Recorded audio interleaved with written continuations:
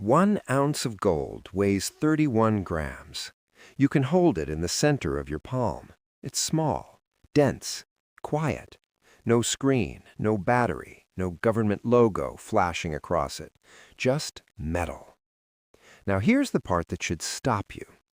2,000 years ago, a Roman centurion, a career soldier responsible for around 80 men, discipline, logistics, life and death decisions on the edge of an empire, earned roughly 38 ounces of gold per year. Today, a U.S. Army captain, comparable rank, comparable responsibility, earns the equivalent of about 36 ounces of gold per year. Different flags, different languages, different weapons, different continents. Almost the same gold. Everything else changed. Borders shifted. Empires rose and vanished. Entire monetary systems were invented, inflated, erased, redesigned. And yet the gold paid for that level of responsibility barely moved. How is that possible?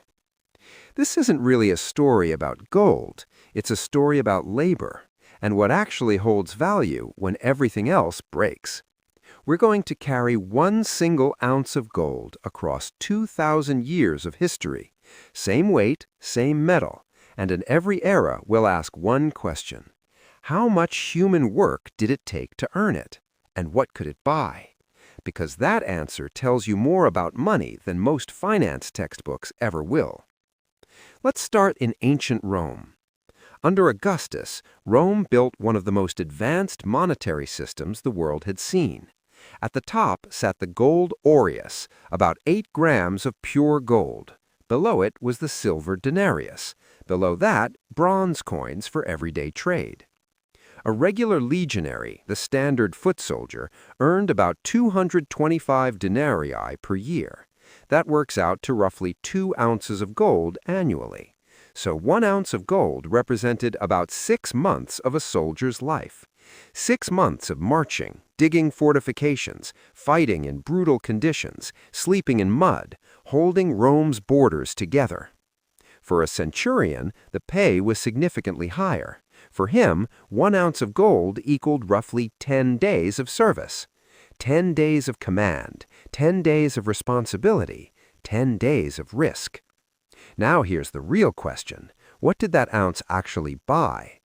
In Rome, 1 ounce of gold could purchase roughly 300 to 400 loaves of bread. It could buy a respectable toga. It could cover about a month's rent in a modest city apartment. Bread, clothing, shelter, basic life.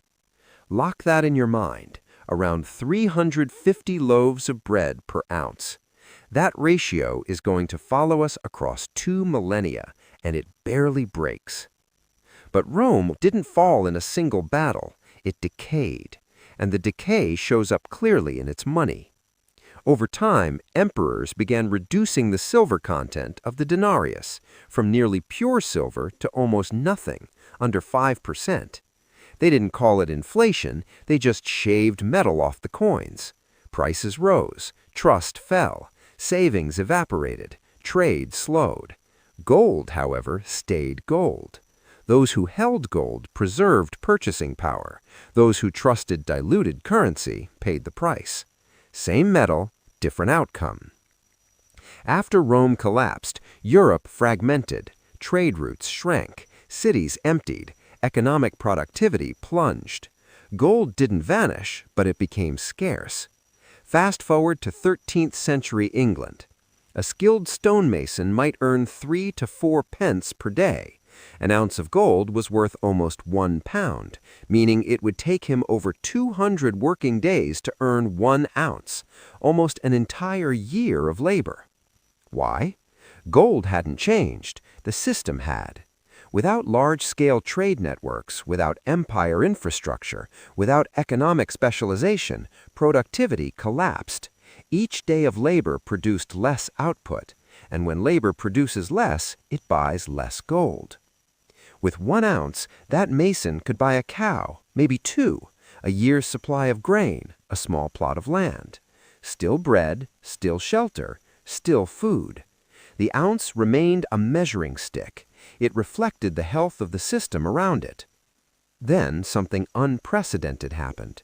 In the 15th and 16th centuries, European explorers crossed the Atlantic. Spain and Portugal began extracting massive quantities of gold and silver from the Americas. For the first time in recorded history, the global supply of precious metals surged dramatically. Over roughly 200 years, Europe's gold supply tripled. And for the only major stretch in 2,000 years, gold lost significant purchasing power. Prices throughout Europe rose 4 to 6 times in what historians call the price revolution. More gold chasing the same goods equals higher prices. It wasn't financial engineering, it wasn't digital currency expansion, it was simple supply and demand. But here's what matters. It took 2 centuries and the conquest of entire continents to triple the gold supply. 200 years. Keep that timeline in mind. In the early 18th century, Britain effectively formalized a gold standard. In 1717, the master of the mint fixed gold's price in pounds. That anchor held for roughly 2 centuries, through wars, through revolutions, through industrialization. In the United States, gold was fixed at $19.75 per ounce in 1792, later adjusted to $20.67, and held there for decades. Under a gold-anchored system, long-term inflation was minimal. In 19th century England, a factory worker earned £1 per week. An ounce of gold equaled 4 weeks of labor, 1 month of work. What did it buy? A month's rent in London, a quality men's suit, roughly 300 to 400 loaves of bread. Sound familiar? Same categories, same purchasing power, different century. From Rome to industrial Britain, an ounce consistently bought a similar basket of essential life goods. The gold standard wasn't perfect. It limited flexibility. Governments couldn't easily expand spending. But that was the point. You couldn't spend what you didn't physically possess. You had to dig it out of the ground. Then came the 20th century, and everything changed. World War I forced governments to suspend gold convertibility. They printed money to finance war. Afterward, they tried to restore the system, but trust had shifted. In 1934, the United States made private gold ownership illegal. Citizens were ordered to sell their gold to the government at $20.67 per ounce. Shortly after, the official price was raised to $35. Same gold, higher dollar price. That move effectively reduced the purchasing power of the dollar overnight. In 1944, the Bretton Woods system tied global currencies to the U.S. dollar and the dollar to gold at $35 per ounce. Gold remained the backbone of global finance, but ordinary citizens were largely removed from direct access. Then came August 15th, 1971.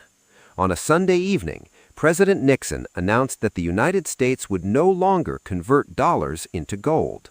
The final link between money and physical metal was cut. From that moment on, currency floated freely. Gold was no longer fixed, it began to reprice. From $35 in 1971 to $850 by 1980, down again, up again, over $2,000 later. But here's what matters more than the chart. In 1971, the average American worker earned around $7,500 per year. At $35 an ounce, 1 ounce cost less than 2 days of work. Today, average annual income sits somewhere around $60,000 to $70,000. With gold in the low thousands, 1 ounce costs roughly 2 to 3 weeks of labor. Same metal, more labor required. That doesn't mean gold became magical. It means the measuring unit, the dollar, changed. Since 1913, the U.S. dollar has lost over 90% of its purchasing power. Gold didn't surge upward in some dramatic intrinsic transformation. It simply held relatively steady while the currency around it expanded. Run the bread test again. Depending on location and quality, 1 ounce of gold still buys a comparable basket of staple goods, food, clothing, basic living expenses, similar in scale to what it purchased centuries ago. The items look different, the ratio feels surprisingly familiar.